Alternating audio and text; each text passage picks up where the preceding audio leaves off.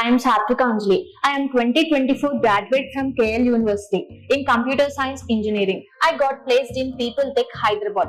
Firstly, I thank Sairam sir who suggested me to join in Codeman Destination. I joined here for Python full stack. I personally thank Pooja ma'am, Manish sir and Sakit sir who helped me to crack the interview. Pooja ma'am helped me a lot to crack the interview.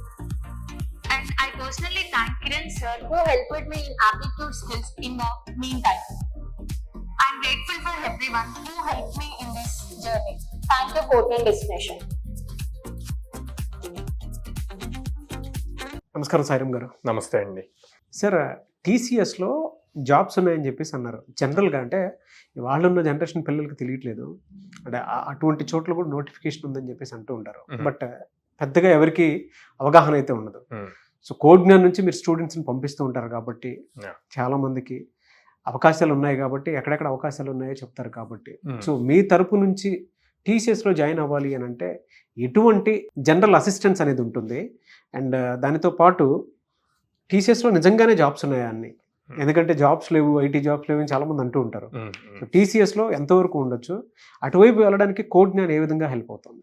So రీసెంట్గానే times of India ఒక survey present చేసిందండి. టీసీఎస్లో 80,000 jobs ఉన్నాయి. వాళ్ళు 80,000 skilled people దొరక్క బయట contractors మీద అట్లాగా depend అవుతున్నారు అనమాట. టీసీఎస్లో 80,000 జాబ్స్ ఉన్నాయని చెప్పేసి ఒక సర్వే బయటికి తీయటం జరిగింది. 80,000 జాబ్స్ అనమాట.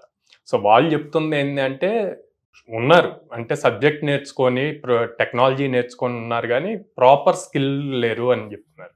సో అక్కడ మనం కోడ్జ్ఞాన్ కీ రోల్ ప్లే చేస్తుంది అనమాట.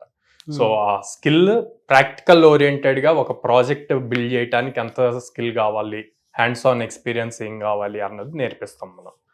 సో దాన్ని బేస్ చేసి మనం ట్రైన్ చేసి ప్లేస్ చేస్తూ ఉంటాం స్టూడెంట్స్ని. సో టీసీఎస్కి చాలా మంది మా ద్వారా ప్లేస్ అయిన వాళ్ళు ఉన్నారు. ఓకే, దానికి కావాల్సిన క్వాలిఫికేషన్ ఏంటండి అసలు జనరల్గా? మేజర్గా బీటెక్ అండి. బీటెక్ ఎలా ఉంటుంది ప్రొసెసర్ అంతా? సో లైక్ బీటెక్ మినిమం 60% ఉండాలి.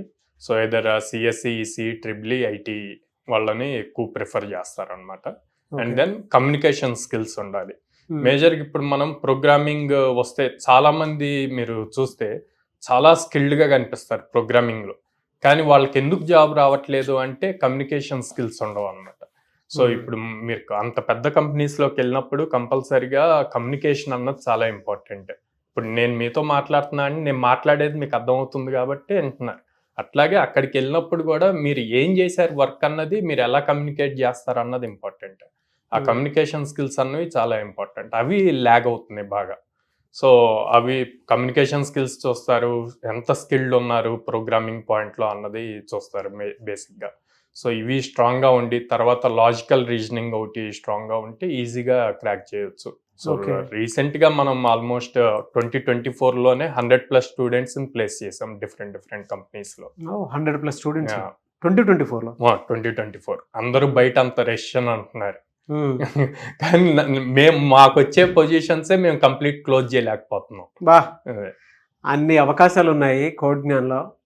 ఆల్మోస్ట్ 600 కంపెనీస్ తోటి టైఅప్ అయ్యి, అంటే మీరు జాయిన్ అయితే చాలు ఏ రకంగా చూసుకున్నా కూడా మీకు ప్లేస్మెంట్ ఇవ్వడానికి రెడీగా ఉండేటువంటి ప్లాట్ఫామ్ అనమాట. మన 2024లోనే 100+ ప్లేస్మెంట్స్ అనేది కోడ్జ్ఞాన్ నుంచి జరగడం జరిగిందనమాట. సో ఎవరైనా సరే మీరు జాయిన్ అవ్వాలనుకుంటే మాత్రం బయట అవకాశాలు చాలా ఉన్నాయి. ఇప్పుడు కొంతమందికి టీసీఎస్లో జాబ్ కలగా ఉంటుంది, కొంతమందికి అమెజాన్లో ఉంటుంది, కొంతమందికి ఎవరైనా సరే పెద్ద పెద్ద ఐటీ కంపెనీస్ ఏవైతే డ్రీమ్ అనుకుంటూ ఉంటారో వాళ్ళకి ఎటువైపు వెళ్ళాలో తెలియదు. సో మీ దగ్గర అటువంటి అవకాశాలు ఉంటాయి కదా? అవునండి, ఎక్కువ మంది రష్యన్ నడుస్తుంది, జాబ్స్ లేవు అనుకుంటున్నారు. కానీ జస్ట్ మన కోడ్జ్ఞాన్ అనే దానికే almost every month 150 to 200 openings వస్తున్నాయి డిఫరెంట్ కంపెనీస్ నుంచి. అట్లాగా మీరు చూస్తే ఎన్ని ఓపెనింగ్స్ ఉన్నాయి, కానీ వాళ్ళందరూ ఫేస్ చేస్తాం ప్రాబ్లం ఏంటంటే స్కిల్డ్ స్టూడెంట్స్ లేరు. అంటే వీళ్ళకి ప్రోగ్రామింగ్ తెలుసు, అంటే పైథాన్ వచ్చు, జావా వచ్చు, వాళ్ళు ఇంజనీరింగ్లో నేర్చుకుందో లేదా వేరే యూట్యూబ్ వీటిల్లో చూసి నేర్చుకున్నారు, కానీ యాక్చువల్గా ఇండస్ట్రీకి ప్రాజెక్ట్ బిల్డ్ చేసే అంత స్కిల్ అన్నది ఉండట్లేదు. సో అది లేకపోవటం వల్ల గెట్టిన్ అవ్వలేకపోతున్నారు అనమాట. ఓకే, ఇప్పుడు జనరల్గా టీసీఎస్ లాంటి వాటిల్లో దేని మీద ఎక్కువ తీసుకుంటారండి? సో ఇవన్నీ టీసీఎస్ ఇవన్నీ సర్వీస్ బేస్డ్ కంపెనీస్ అండి. సో వాళ్ళకి like they get projects from US ఎట్లాగా అదర్ కంట్రీస్ నుంచి వస్తాయి. సో ప్రాజెక్ట్ ని బేస్ చేసుకొని చేస్తారు. ఎక్కువ జావా పైథాన్ మీదే ఉంటాయి అనమాట. లేదా మనం నేర్పించే ఫుల్ స్టాక్ లో రియాక్ట్ అవుట్ కవర్ అవుతుంది. సో వీటి రిలేటెడ్ ఎక్కువ ఉంటాయి వాళ్ళ ప్రాజెక్ట్స్ అన్ని. ఇలా మీ దగ్గర ట్రైనింగ్ ఏ విధంగా ఉంటుందండి? సో మన దగ్గర 100 days ప్రోగ్రామ్ అండి. సో మార్నింగ్ 9 to ఈవినింగ్ 6 దాకా ఉంటుంది. So complete full stack with aptitude reasoning and communication skills నేర్పిస్తాం. ఫుల్ స్టాక్ అన్నప్పుడు ఫ్రంట్ ఎండ్ నేర్పిస్తాం, రియాక్ట్ జేఎస్ వరకు, HTML, CSS, JavaScript, React JS. Back end అన్నప్పుడు వాళ్ళు ఏది చూస్ చేసుకుంటుంది, పైథాన్ ఈజీ అనుకుంటే పైథాన్, జావా అనుకుంటే Java. And then database cover అవుతుంది. తర్వాత క్లౌడ్ AWS కవర్ అవుతుంది. సో ఎవ్రీ సాటర్డే ఎగ్జామ్ ఉంటుంది.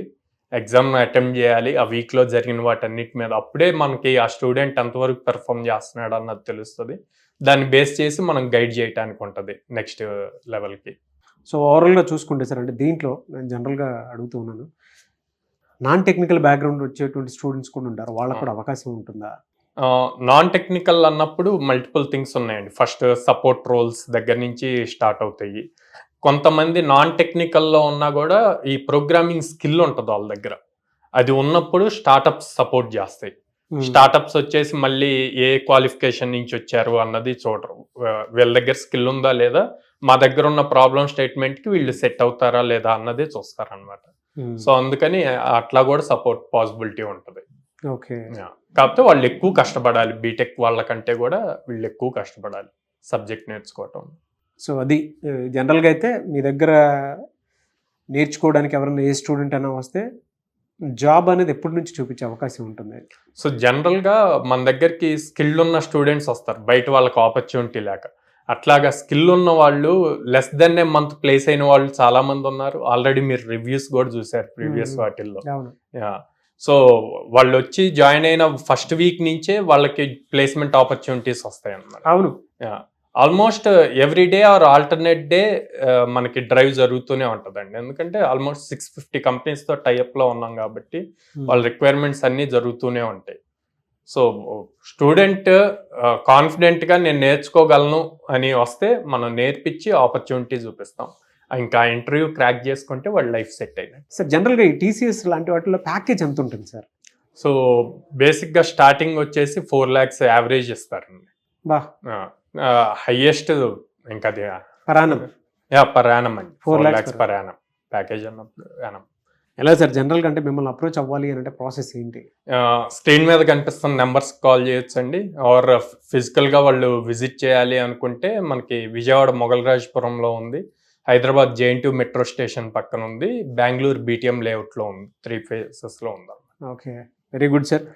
ఆల్రెడీ నేను కోడ్జ్ఞాన్ని విజిట్ చేయడం జరిగింది. అక్కడ స్టూడెంట్స్ తోటి నేను మాట్లాడటం జరిగింది. కుదిరితే అవి కూడా ప్లే చేస్తాను పక్కనే. నేను వాళ్ళతో మాట్లాడటం జరిగింది. జాబ్ వచ్చినటువంటి వాళ్ళు కూడా ఉన్నారు. సో వాళ్ళ ఫీడ్బ్యాక్ కూడా నేను మీకు చూపిస్తాను. అండ్ ఆల్మోస్ట్ 600 కంపెనీస్ తోటి కోడ్జ్ఞాన్ అనేటువంటి ఒక ఇన్స్టిట్యూట్ టైఅప్ అయి వెళ్తుంది. దానివల్ల ఏంటంటే ప్రతి స్టూడెంట్కి ఈరోజు నేను కనుక జాయిన్ అయితే ఎట్టి పరిస్థితుల్లోనైనా సరే నా కోర్స్ పూర్తిగా లోపు నేను ఏదో ఒక జాబ్, IT జాబ్ క్రాక్ చేసి బయటికి రాగలుగుతాను అనేటువంటి కాన్ఫిడెన్స్ని వాళ్ళు బిల్డ్ చేయడం జరిగింది. మీరు ఎవరైనా సరే, అటు విజయవాడ అయినా సరే, బెంగళూరు అయినా సరే, హైదరాబాద్ అయినా సరే, హైదరాబాద్లో అయితే కుక్కట్పల్లి అక్కడ ఉందన్నమాట. అండ్ రీసెంట్ మళ్ళీ అమీర్పేటలో కూడా వచ్చే అవకాశం ఉంది. అండ్ దానితో పాటు ఇక్కడ బెంగళూరు మీరు కనుక జాయిన్ అవ్వాలి అనుకుంటే బెంగళూరులో కూడా ఉంది. అండ్ విజయవాడ అయితే రెగ్యులర్ యాజ్ యూజువల్ ఉంటుంది. సో ఆ పరిసర ప్రాంతాల్లో ఉండేటువంటి వాళ్ళు ఎవరైతే ఉన్నారో ఈ అవకాశాన్ని ఉపయోగించుకోవాలి అనుకున్నటువంటి వాళ్ళు వెంటనే స్క్రీన్ మీద కనిపిస్తున్న నెంబర్కి కాల్ ఆర్ మెసేజ్ వాట్సాప్ చేసి వెంటనే ఎన్రోల్ చేసుకోండి. Anyways thank you and thank you so much sir. Thank you. Hi all, my name is Bhargav. I'm from Khammam. నేను బీటెక్ చేసింది Siddhartha institute of engineering technology. నేను పాస్ అయిన తర్వాత నాకు జాబ్స్ ఏమి అంత తెలియనప్పుడు కోచింగ్ ఇన్స్టిట్యూట్స్ ఏముంటాయని చెక్ చేస్తున్నప్పుడు సుమన్ టీవీ ద్వారా తెలిసింది నాకు. అదా కోజ్ఞాన్ డెస్టినేషన్ ఒక ఇన్స్టిట్యూషన్ ఉంది.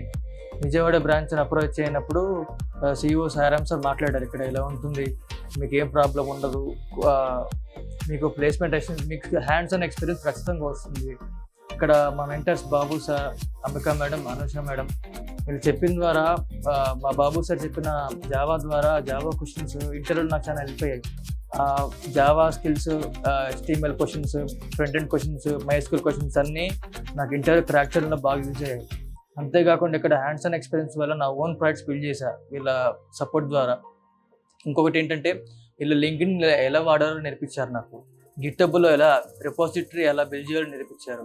మొత్తం ఒక ఐటీ ఫీల్డ్లో ఎలా ఉంటుందో ముందు నుంచి ఒక ఫ్రెషర్కి హెల్ప్ చేసి మనం ఐటీకి వెళ్ళాక ఎలా ఉండాలి, ఎలా ఉండకూడదు, అంటే నీ స్కిల్స్ ఎలా ప్రూవ్ చేసుకోవాలి అని నేర్పించి మీకు సపోర్ట్ చేస్తారు. వీళ్ళు నాకు ఇచ్చిన సపోర్ట్ ఏంటంటే, ఇప్పుడు సపోజ్ నేను ఒకవేళ నాకు ఎక్కడికైనా షిఫ్ట్ అవ్వాలనుకున్నా కానీ కోజ్ఞాన్ నాకు లైఫ్ టైం ఉంటుందని సపోర్ట్ ఇచ్చారు నాకు. So I trust Codegnan and thank you కోజ్ఞాన్.